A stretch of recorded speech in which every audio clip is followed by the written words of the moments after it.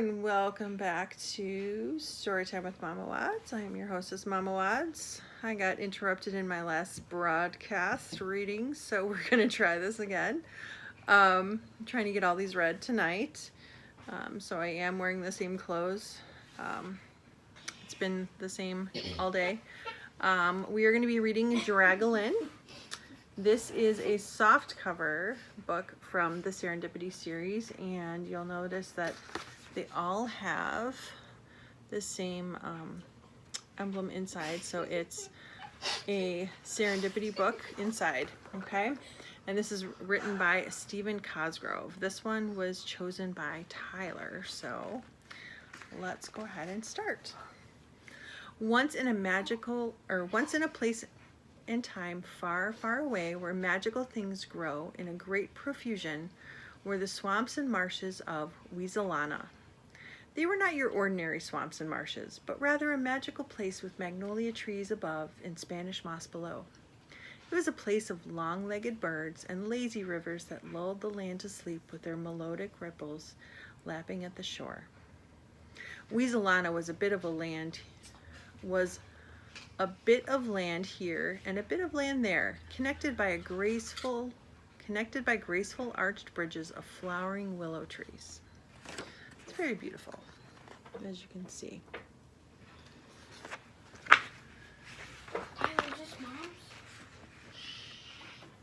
In the land of Weaselana lived creatures beyond your imagination.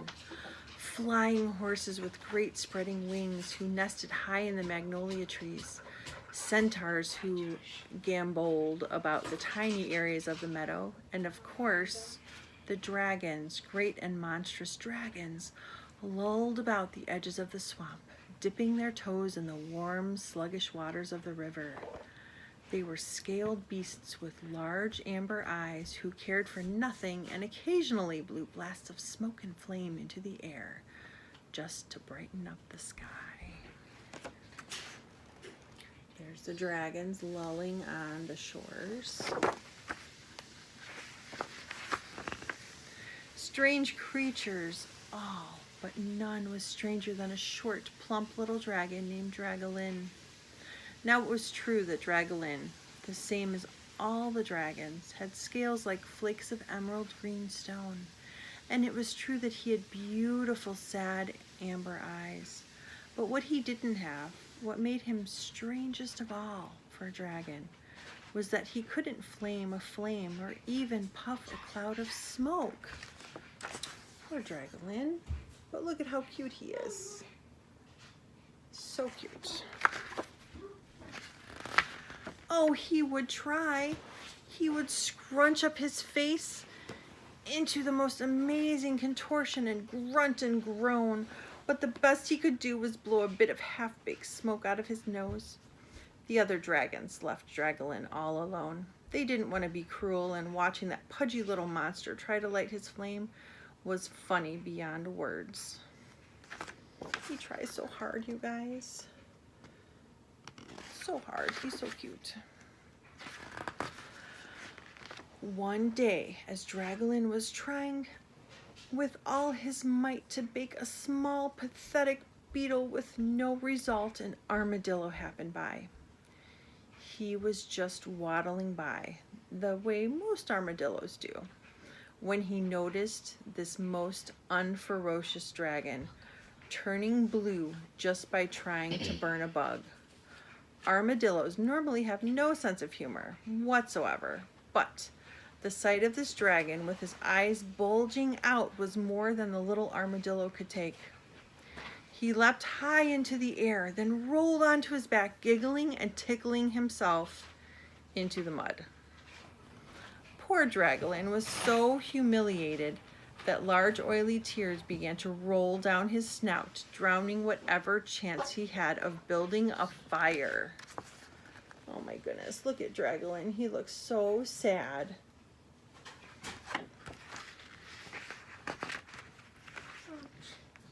With a bit of effort, the armadillo was able to stop his laughing, and after wiping the tears of joy from his eye, he asked, "For why do you cry, little dragon?" Dragolin, having nothing better to do and in great need of bearing his soul, told the armadillo his whole story. He told him of the humiliation and shame of not being able to light the ceremonial fires of dragon days farther down in the swamp. He told the little creature how all of his fears had been realized when no flame, not even a little spark, would leap from his mouth as it was supposed to. And worse than that, until I can light the ceremonial flame, the other dragons won't even think of me as a fellow dragon. With that, Dragolin burst once again into tears. Poor Dragolin.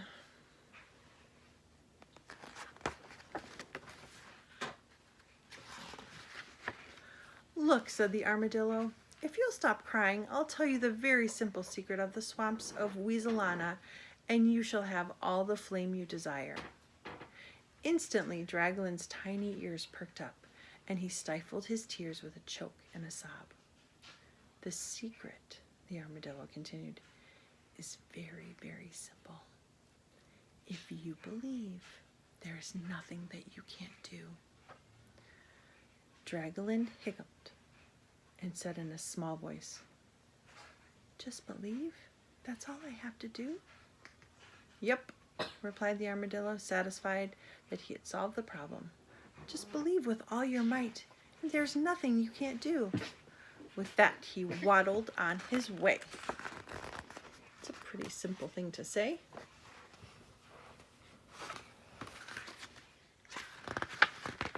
Just believe, huh? Dragolin muttered to himself. Just then, one of the great flying horses swooped low over the trees as if it were testing a swirl of wind. Dragolin's eyes opened wide in wonder. Then I believe that I can fly. His face contorted with the effort of believing. He climbed high into the branches of the great magnolia tree. His eyes scrunched close in deep concentration. Dragolin took a deep, heavy breath and soared off the branch in a great glide. Unfortunately, that great glide only lasted the length of a very short sneeze, and Dragolin smashed into the mud far below. Well, at least he tried. You know what? Try again, right, guys? With much effort, he pulled himself from the mud and goo and then sat on the bank, reflecting on what happened. I did everything the armadillo said. I really believed I could fly, but maybe I just didn't believe enough. So the poor pathetic dragon sat in the shade of the tree thinking, I guess I've just got to believe harder, he thought as he sat there with a furrowed brow. I don't know, what do you guys think?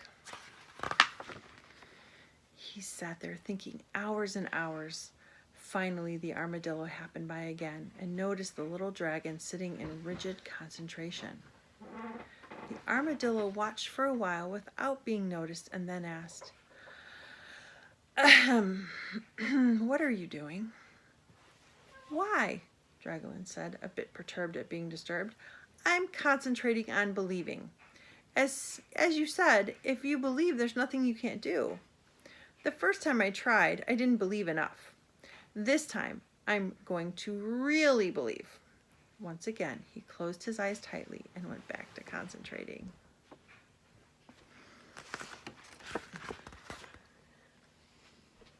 He's really concentrating hard.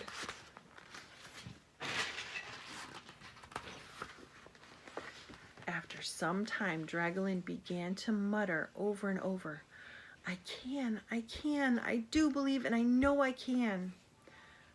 Believe you can what? Asked the armadillo, who had stayed to watch, fascinated by the little dragon's antics.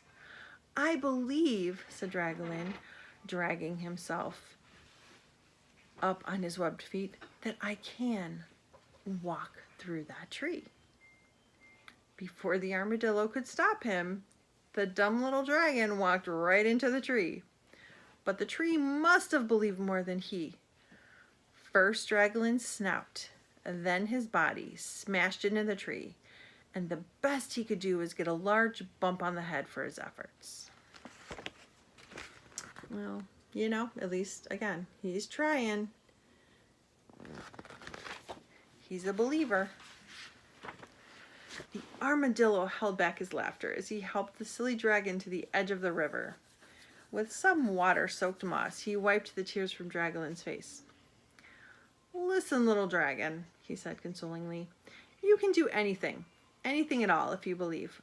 But first you have to believe you can do something your body is capable of doing.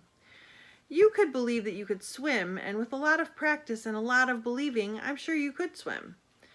But if you were a rock, no matter how much you believed you could swim, you still would sink if you threw yourself in the water." Dragolin stared at his newfound friend. "You mean," he sputtered, "that if I believe I can make fire and flame come from my mouth, and if I'm physically able, then I will make dragons fire?" The armadillo smiled and said, "Now you understand. All you have to do is believe with all your might, and nothing is impossible."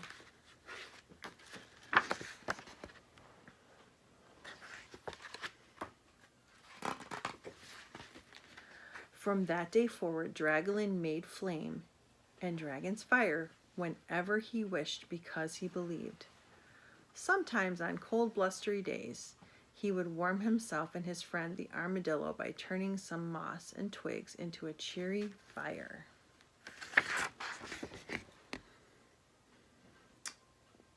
Pretty awesome. So as you stand there wishing on a far and distant star, remember by believing you can be better than you are. I love that. There's Dragolin. Remember that lesson from Dragolin, guys. It's pretty amazing.